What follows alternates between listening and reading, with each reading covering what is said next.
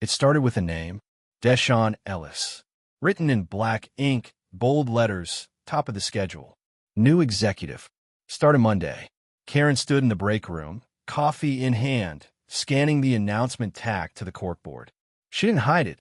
She rolled her eyes, laughed under her breath. Another diversity hire, she scoffed, sipping her caramel latte. Let's see how long this one lasts. No one challenged her. They rarely did. Karen had been at Langford and Chase Marketing for 9 years. Senior staff. Respected. Feared. Especially by the interns, the black ones. She smiled at them with tight lips and icy eyes. Corrected their tone. Micromanaged their hours. Dismissed their ideas. She thought she was irreplaceable. She thought she ran the place. She was wrong. Monday came. The office buzzed. Everyone pretending not to peek toward the executive floor. The elevator dinged. Doors opened. Deshaun stepped out. Tall, calm, tailored navy suit. Locks neatly pulled back. Eyes sharp like glass, but holding storms behind them. Karen's smile faltered when she saw him. He didn't flinch, didn't rush to greet her. Just nodded once and walked past. Her cheeks warmed. She wasn't used to being invisible. Not to people like him. By Wednesday, the energy had shifted. Deshaun called a company-wide meeting. Staff packed the conference room, chairs scraping, murmurs low. Karen strolled in late as always, expecting the same boring talk. Numbers, strategy, buzzwords. But Deshaun didn't waste time. He pulled up a slideshow titled, What's Broken at Langford and Chase? He spoke slowly, deliberately, showed charts of talent loss, graphs of pay disparity, anonymous complaints, real ones, stories of whispered racism, coded emails, opportunities denied. Karen shifted in her seat. Then, he clicked to the next slide, and a familiar name appeared. Karen's throat dried. He didn't say her name aloud. He didn't need to. Everyone looked at her, and he kept going. Not angry, not bitter, just focused, just true. By the end, the room was silent. He had torn off the bandages, and underneath was rot. Karen tried to hold her ground. Everyone's too sensitive now, she muttered at the coffee machine. But no one laughed. She noticed how they walked around her now, how conversations stopped when she entered, how Deshaun's name was spoken with respect. The same man she dismissed with a roll of her eyes now had the power to end her. And maybe he would. Thursday afternoon, an email arrived.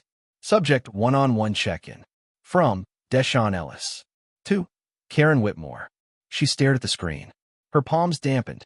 She walked into his office like someone approaching a storm. Have a seat, he said, voice calm. She sat. Silence stretched. Then, he slid a folder across the desk. Inside, detailed reports. Names. Dates. Signatures. Her signature. He didn't look angry. He looked tired. People come here to build careers, he said quietly. Not to survive you. Karen swallowed. I didn't. You did. She froze. And now, he said, standing, I have to decide whether this company continues to carry your legacy or build something better. By Friday, whispers became movement. Her office was cleared. Her name taken off the directory. HR handled the rest. Karen walked out of Langford and Chase with her coat in her arms. No send-off. No sympathy. Just cold air. Deshaun watched from the top floor. No smile. Just stillness. Justice doesn't always roar. Sometimes it speaks in soft steps and changes everything. That evening, a new email went out to all staff. A short video attached. Deshaun sat behind his desk, hand clasped. My name is Deshaun Ellis, he began, and 20 years ago, I was told I'd never lead a place like this. He paused. Because of how I spoke. Because of how I dressed. Because my name didn't fit their idea of leadership. But here I am. He leaned forward, and I remember every name that told me I wouldn't belong. It's easy to look down on someone when you think they hold no power. Easy to judge by a name, a face, a skin tone. But time reveals everything. Power shifts.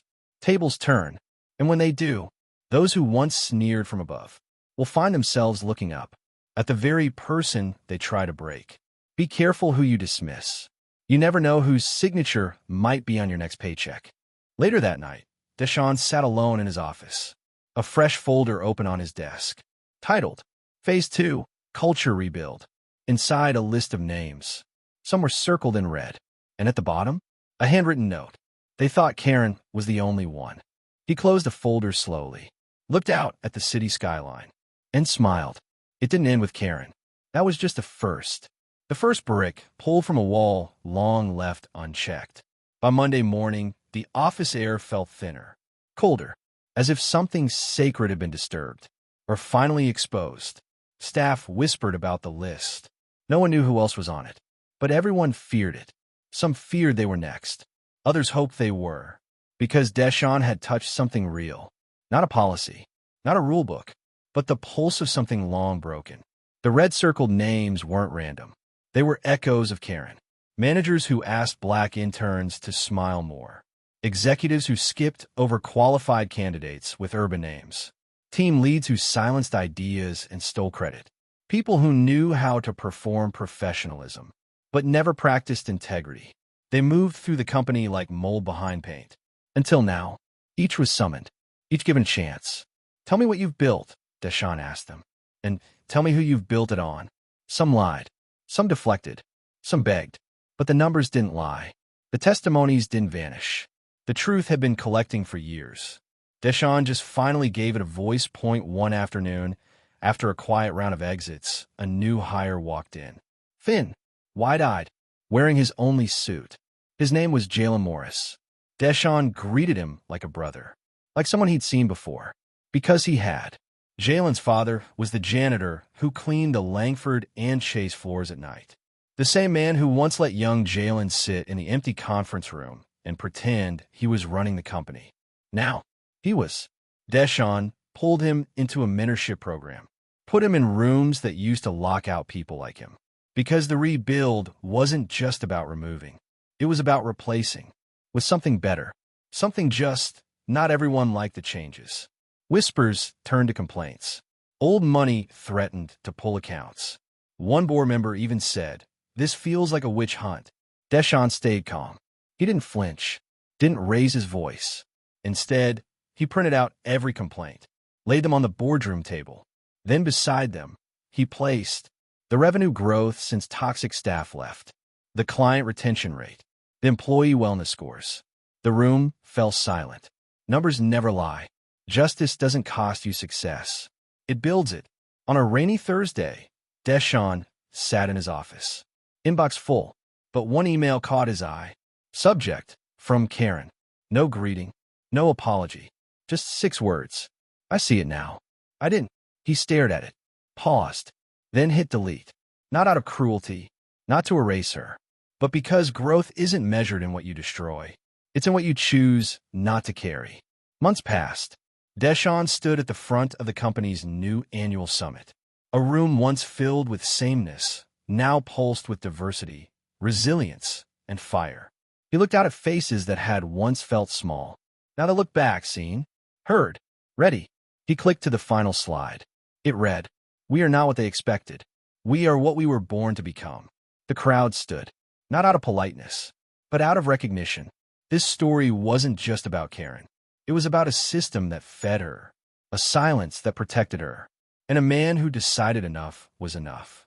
Deshawn didn't set out to burn things down. He built, carefully, quietly, powerfully, and with every new hire, every fired fraud, every lifted voice. He planted something, roots deeper than fear, branches wide enough for everyone who'd ever been told, "You don't belong here." But one night, Deshawn left the building late. Same briefcase, same calm steps, but across the street, a car sat idling. Windows dark, engine purring. Inside it, a familiar face. Phone pressed to his ear, eyes locked on Deshawn. He spoke one sentence. He took Karen down. "Now it's our turn."